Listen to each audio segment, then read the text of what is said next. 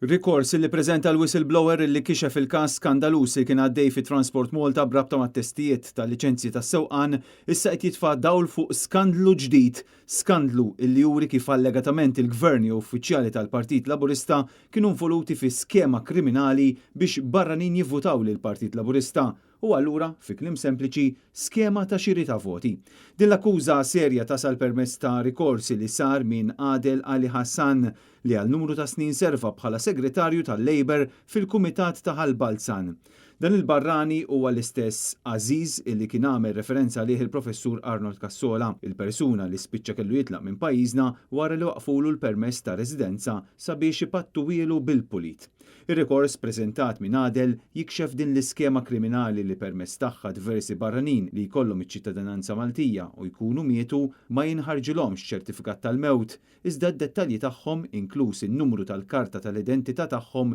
jiġu trasferiti fuq barranin oħrajn f'Malta biex dawn ikunu jistgħu jivvutaw għal Partit Laburista. Ir-rikors iffirmat mill-avukati Jason Azzopardi u Chris Bużjetta jindika li Adel jaf dettalji ta' somom ta' flus kbar ta' eluf ta' euro illi tħallsu u għaddew mill-idejn biex dawn tal-aħħar jingħataw il-karta tal-identità Maltija bid-dritt tal-vot. Uħud minn dawn il-persuni li akkwistaw l-isem u l-kunjom u l-ID card ta' persuna mejta kienu huma stess li ammettew dan kollu ma' Adel Ali Hassan. Ir-rikors jindika wkoll li hu għandu lista ta' ismijiet bid-dettalji diġà jinsabu għand l-avukati tiegħu.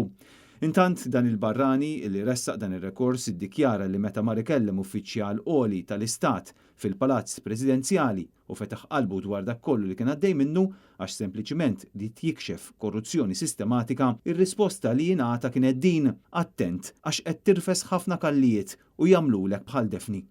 Adel qed jgħid illi hu lest ipoġġi lilu nnifsu għad-dispożizzjoni tal-kawża li qed tmexxi l-Maġistrat Rachel Montebello dwar il-każ tat-testijiet tas-sewqan għalkemm hu għadu qed jibża mis-sigurtà ta' ħajtu tant illi talab jagħti x-xhieda tiegħu permezz ta' video conferencing jew kwalunkwe mod ieħor illi jkun idonju għal qorti dan sabiex ħajtu ma titpoġġix f'riskju.